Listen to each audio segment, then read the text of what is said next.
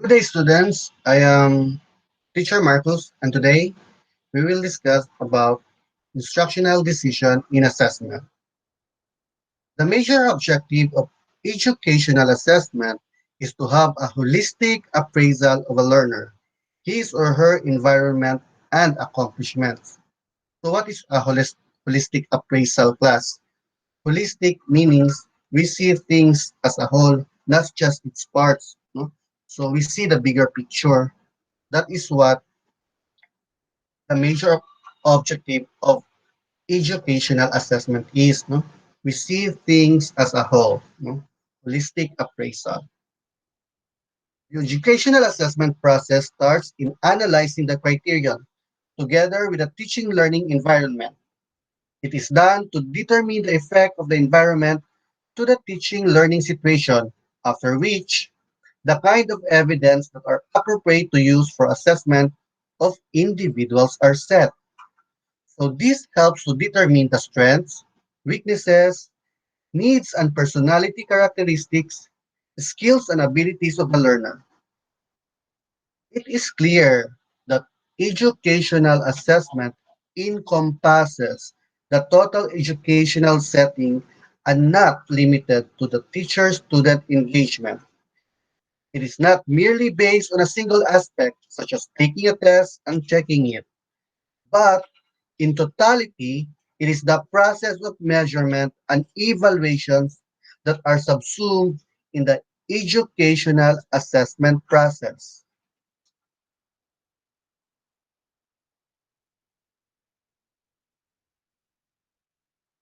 So, decision making at different phases of teaching process.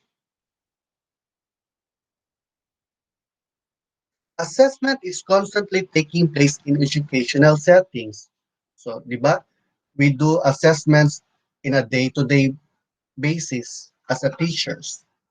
Decisions are made about content, subject matter, and specific targets, nature of students and faculty, morale and satisfaction of both the teachers and the students, as well as the extent of which student performances meet the standards and or deliver the outcomes expected from them by the teachers. So, assessments can be used as basis for decision making at different phases of the teaching learning process. So, when when does the teacher makes decision? So, we make decisions before teaching, during teaching, and after a teaching segment. So, how about before teaching? No, before starting teaching, what are the decisions to be made? Examples. Content to cover during following day, week, month, grading period, and so on. So, unsa man ang content natong i-show class, no, unsa man natong butang sa unsa man tong i-lesson, no? Unsa man tong itudlo sa mga bata.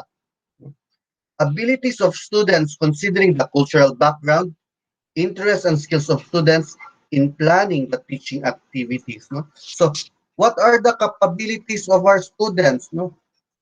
Enough na ba ilang PCK, no? Lang PKC, lang pedagogical knowledge content, no? So, well versed na ba sila sa previous lesson so that they are now ready to move sa next na lesson? So, muna itong mga decisions to be made. Materials appropriate to use with the student. So, what will be our references? Kung sa ito ipanghatag nila ng mga learning materials, no? Videos, books, o kung sa pa na, no? Mga whatnot. Learning activities that will engage both the teacher and students as the lesson is being taught. So, what will be our general enabling strategies, no? Pen and paper ba itong gamiton sa pagtudloan na, written demonstration, lecture, discussion, no? So it is your call, no? It is your decision as a teacher kung saan imong pilion. Learning targets that the teacher wants to achieve as a result of teaching. So, mga learning outcomes na itong ginahan makakabot sa itong mga students. And organization and arrangement of students in class in considerations of lessons and activities, no? So that is why nasa taysit plano asa ni may ang mga students. Maybe you have a strategy na those students na mga kiat or mga slow learner, ibutang nimo siya sa front side, no? Sa front para mas makapaminos lang, mas makakuha nimo na those students na pamaon na class, ibutang nimo sa taas kay masaliga naman sila, no? Or bali, no? It's your call. So, how would you decide, class? How would you decide na mo na ang mga decisions to be made? What are the sources of information? So, asa man ka mo gather information, class, para maka-make decisions before starting teaching? First, no, informal observation of students during class, no, nag-observe ka nila, ay, kani siya kay medyo kiat, medyo slow learner. So, no, imo din kang decision. Then, conversation with students' previous teachers. Kaya ka sa iyang mga previous advisors, no, other subject teachers. Then, the result of the students' scholastic aptitude test. Students pass grades and standardized test results. So, yung mga previous periodical tests, summative test na imong gikandak, formative test, no?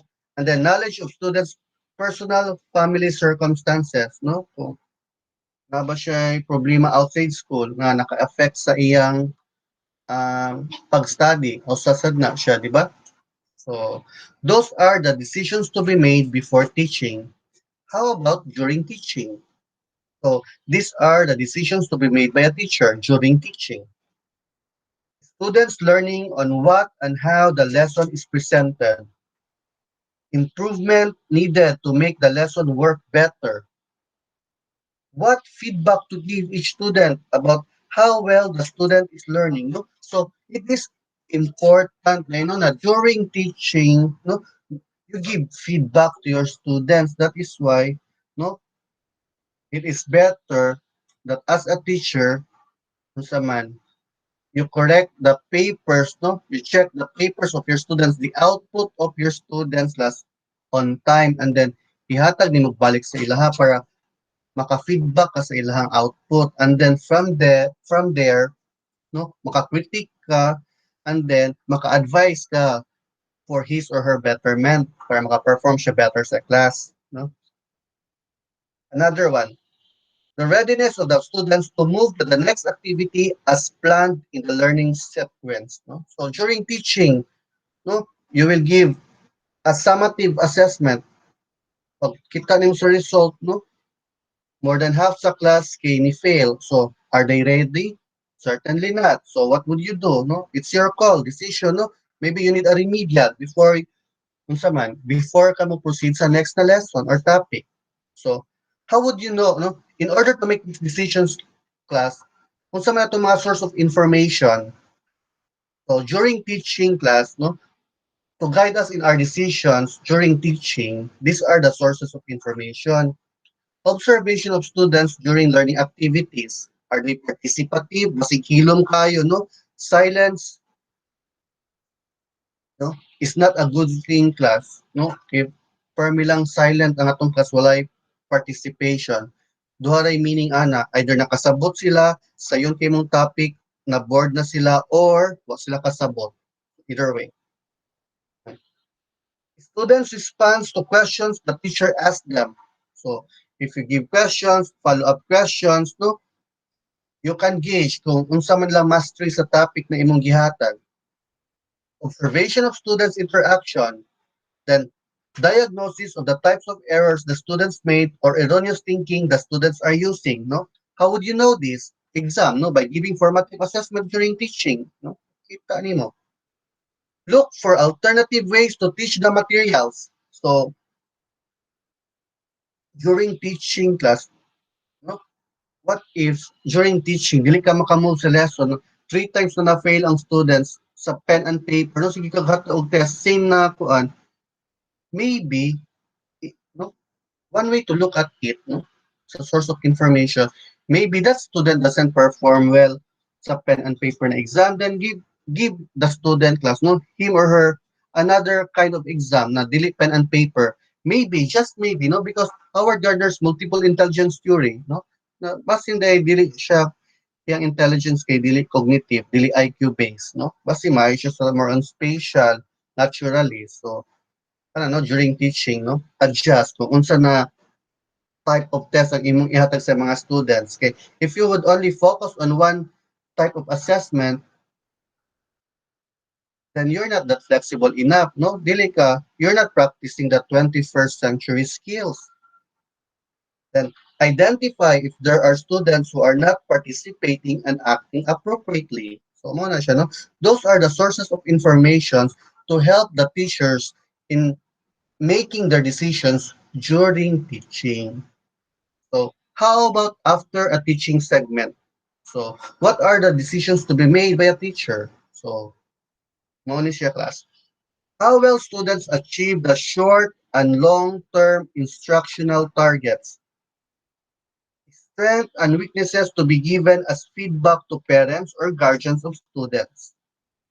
Grade to be given to each student for the lesson or unit reading period or end of the course. So, is it pass or fail, no? Gaan ba nimog 75 or hagbungon nimo? So, sana siya sa mga decisions to be made after a teaching segment. Then, effectiveness of teaching the lesson to the students, no? How would you measure the effectiveness of their teaching class? Summative test, no? The result, no? Mao na siya, mirror kung unsa ilang nakatunan. Did, did they hit the learning outcomes na ginahan nimo na ma-hit nila or wala? Okay. Then, the effectiveness of the curriculum and materials used for the lesson, di ba? Let's go back to the teacher and the curriculum class, no? Is the curriculum that you've written, planned, and being, no? And that you teach is kanang effective enough for the students to learn? Diba? Naman tayo different types of curriculum, seven to be exact.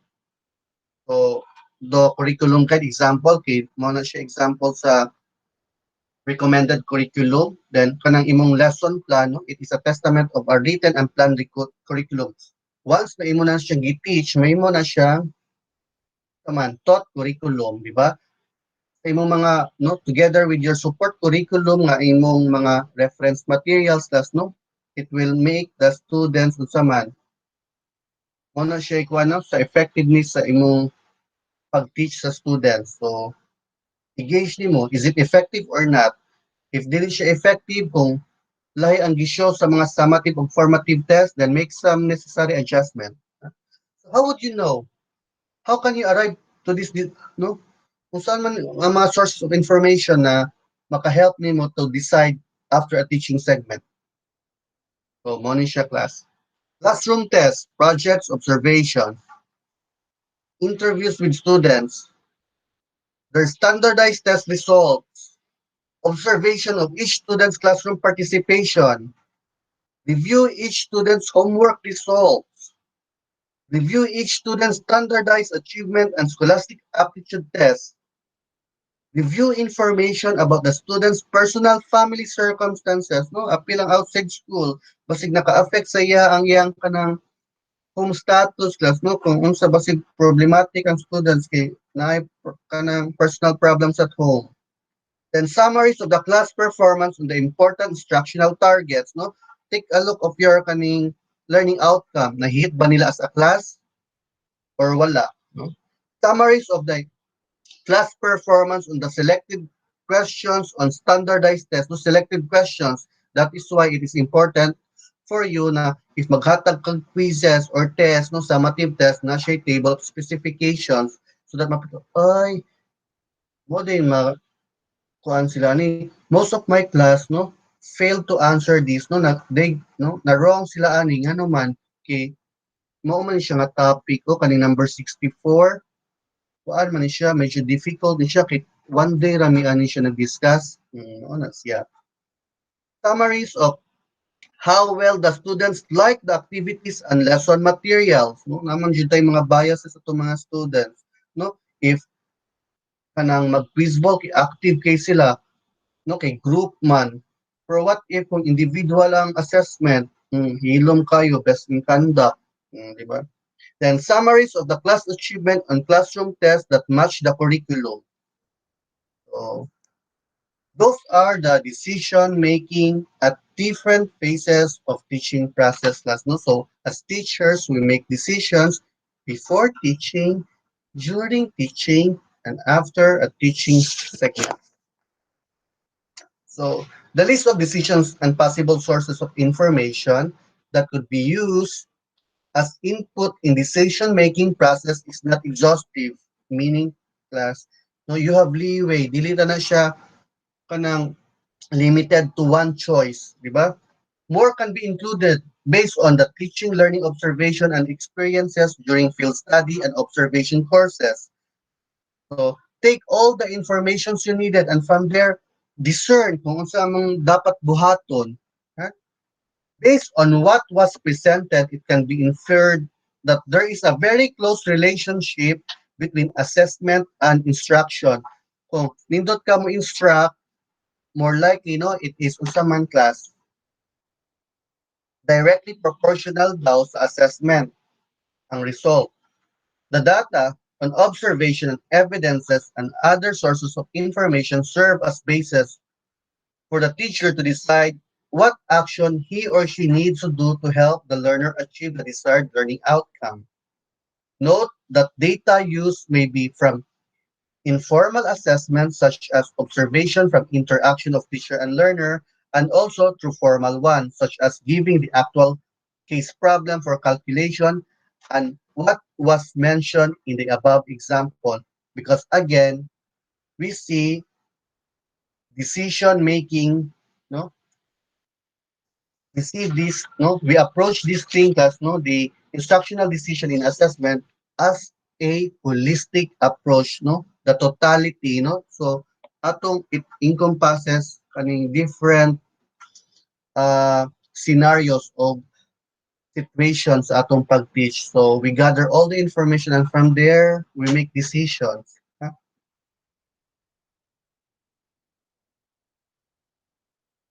So let's proceed. Assessment in classroom instruction.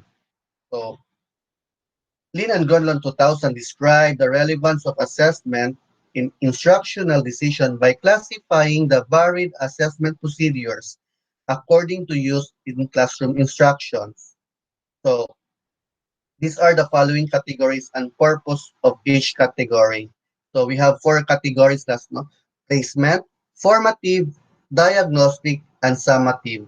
So what are the purpose of those kinds of assessment? So first class, placement assessment. What is the purpose of placement assessment? It measures entry behavior. Measures entry behavior. So take for example, pre-test is one kind, di ba, kung maghatag kag pre-test class, no? Recognition of prior learning. Nada ba ni siya yung nahibawan? So, mao na siya, kuan, mao na siya class, no? It is a placement assessment at the same time it is a diagnostic assessment. Another example of placement assessment, kanang ipanghatag sa mga kwan class, no? Guidance o kanang mobalhin kag school, di ba? Entrance exam, aptitude test, di ba? Take for example, to be specific, the OTES Lennon School Ability Test, the ones that measure your IQ, di ba? Kung first year daw ka, dapat yung IQ, yung ani na, no? That's one example of placement assessment. And then we have the formative assessment, monitors learning progress, di ba? Kanang ihatag sa teacher ninyo during sa topic, no? Para ma-measure kung unsa inyong progress sa learning.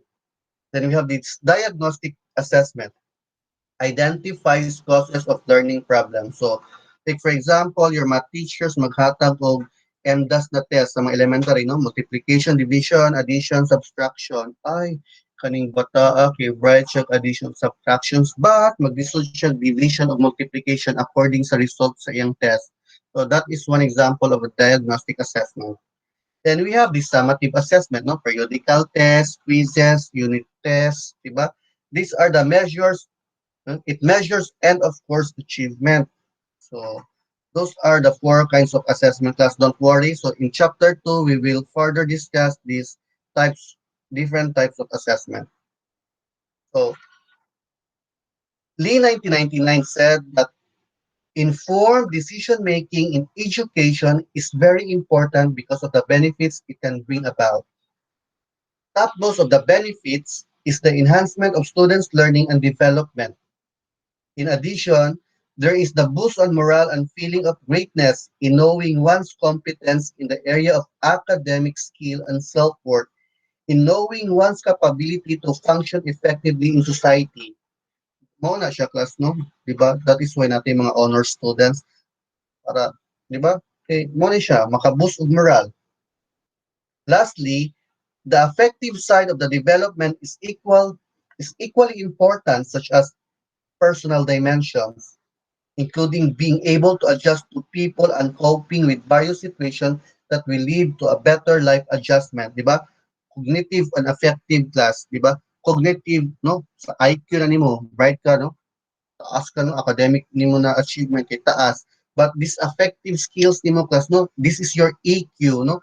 How well would you do sa kanang mga in interacting with your classmates, with your colleagues, mo na siya class, no? Kung ang IQ ang makalan sa tua o job class, no? It will be our EQ ang way para ma-promote ta sa trabaho, di ba? Dapat balance ta, dapat kay ta sa IQ, EQ, emotional quotients, by the way. So, types of educational decision. So, on a greater scale, the use of assessment in decision making is not just within the bounds of the classroom. So, para asa raman day pud ng decision making class, kanang anong mag-assessment man ta para maka-decision making, dili ra din na siya confined sa four walls of the classroom. It extends to the whole education community, to the academy. The results of assessment may trigger updates in the existing curriculum and other policies governing the school system, no? Depende sa results sa test. Uy, more half of our students kay kuan ani murag naglisod. So let's adjust our taught curriculum, no? Let's devise another strategy so that no they can cope up, no? They can keep up. Ano siya? Or it may be the other way around, so as to plan for changes or development in school assessments and in what particular aspect of the school system these changes are necessary. So, what are the different types of educational decisions? So, ano siya? Instructional, grading, diagnostic, selection, placement, guidance, and counseling, program or curriculum, and administrative policy. So, what is instructional one class? Types of na what is the description of an instructional educational decision, no? This decision is normally made by individual classroom teacher as necessary to meet the targets or objectives set during classroom engagement. Decisions are reached according to the results of tests administered to a class. Specific example, after a test was given by the teacher, the result is not so satisfactory, thus the teacher may decide to reteach the lesson, give remedial to the students, no? Using a different strategy so as to improve the learning and meet the objective target set for that particular lesson. Mo ta kung gisulti ganina, kaduhan na kanihata og pen and paper na exam. Then sige ka fail ang student. Maybe that is not fit para ana na assessment o para sa needs sa student. So devise another method, devise another form of assessment, no? Muna siya ang one kind of instructional decision. Then let's move on to grading. So, what is the description of grading? It is usually based on teacher-made tests. Grades are assigned to the students using assessment as one of the factors. Example, a quarterly grade is based on the following result of the teacher-made test, class participation, projects, and attendance. No, mo ni siyang grading na educational decision class mo nang siya nasa tong class record, written works, performance tasks, quarterly exams, then i-total na siya tanan, depende kung unsang subjects, no, unsang weight, percentage, then at the end, mahatag ka og grade. No? 75 ang cutoff, 75 below means fail, 75 above means pasar, no? Pass. Ano siya? Then we have this diagnostic educational decision. It is made to determine a student's strengths and weaknesses and the reasons or reasons. So, example, a teacher gave an essay test. The teacher noticed that the students were able to write more than five grammatically correct sentences, but the coherence of the ideas contained in the paragraph is poor. So, walay coherence, but grammatically correct. So the result shows that the students still need more help in understanding the principles of writing a good paragraph. Take for example, class, no? Ako di ba class magpa-exam biya o ay magpa-write to essay kay three paragraph essay, ha? First paragraph would be the introduction, second paragraph would be the body, and third paragraph is the closing statement or the conclusion. So basic, ha? So muna siya, diagnostic. Then we have the selection. It involves accepting or rejecting the examinee based on the results of assessment for admission or qualification to a program in school activity. The decisions are made not by classroom teachers but by specialists such as guidance counselor, administrators, or selection committee. Examples of these are the college or university entrance exam, choosing school representative for a national quiz or scholarship program, morning chef no? Selection, APCAT, di ba? The University of the Philippines College Admission Test, no? The PAPCAT, hindi pa na siya, no? Kanang mga scholarship na gi-offer sa colleges, no? Dapat hasasan mo na siya, class, no? The cream of the cream, no? Hindi na cream of the crop, no? Cream ala cream na, no? So, the best of the best, so mo na siya, selection. So, then we have the placement. It is made after a student has been admitted to school. It in no nakapasa na siya sa selection process. It involves the process of identifying students who need remediation or may be recommended for enrichment program of the school. So an example is a diagnostic test on English and math were given to freshmen to determine who among them may encounter difficulty in these areas.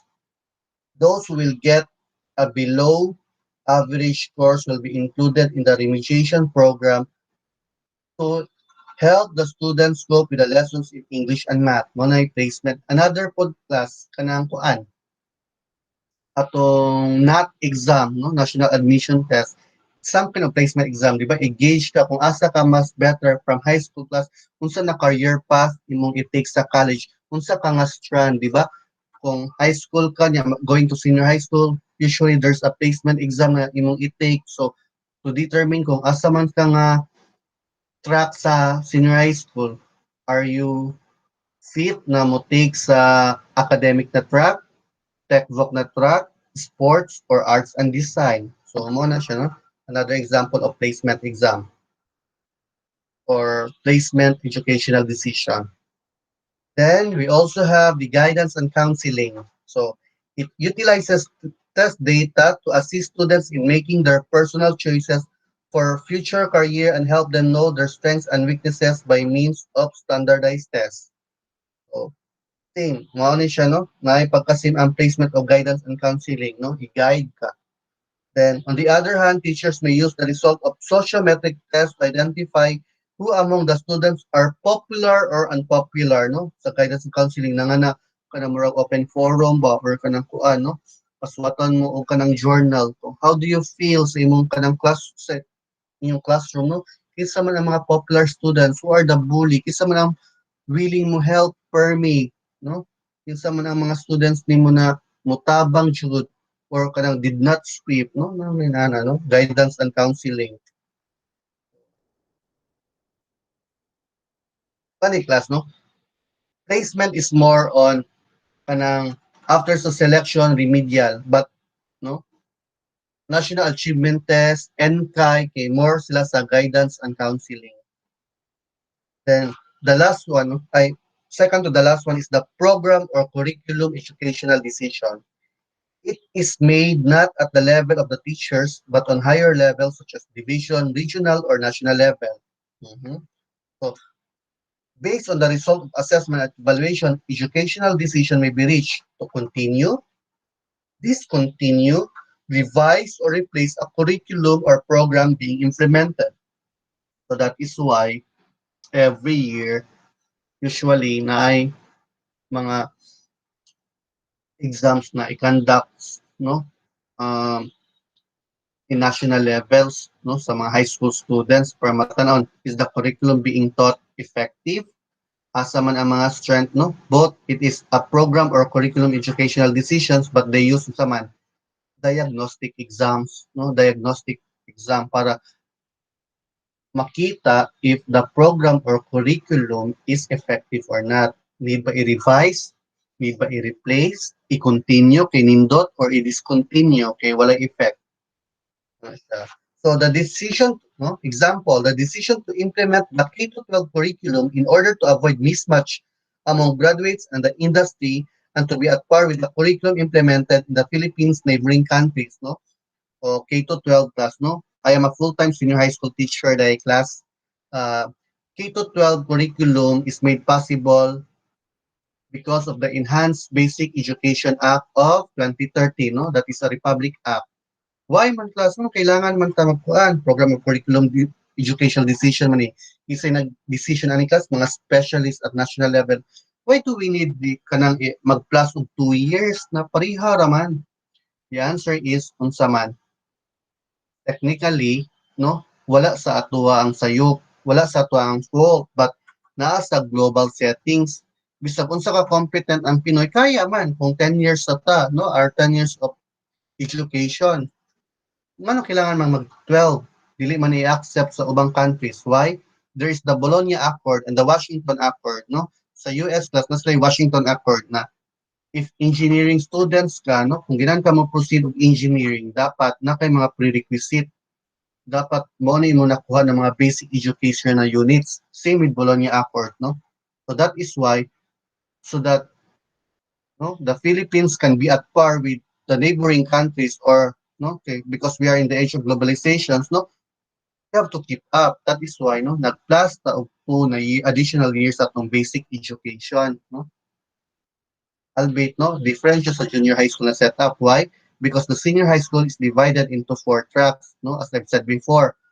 The academic track, mao na siyang STEM, ABM, HUMS, and GAS, di ba? Then we also have the tech voc track, the sports track o the arts and design. So, pili lang kung asa ka mas ginahan, di ba?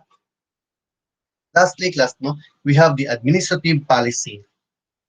So, it involves determining the implications to resources, including financial considerations, in order to improve the student learning as a result of an assessment. It may entail acquisition of instructional materials, books, etc., to raise the level of students' performance in academic or non-academic or both. So, example, specific example of administrative policy decision. To conduct a remediation class, additional budget is necessary for the logistics. Okay, ano naman, kung makanda ka remediation, you need classroom, additional instructional materials, assessment materials, and etc. So, and also additional pay for the teachers that will handle the remedial class. So that is one example of administrative policy educational decision. So these aforementioned educational decisions, no, from instructional down to administrative policy, are the primary reasons why assessment in the educational setting is implemented continuously. Prior to implementing the assessment, its objective and target must be clearly defined so as not to cause wastage in terms of resources and ensures that the results will be utilized and evaluated that will consequently yield for recommendations that are beneficial to the school community in general. So that's all, class. I hope you've learned something today. So see you in our next lesson. Thank you.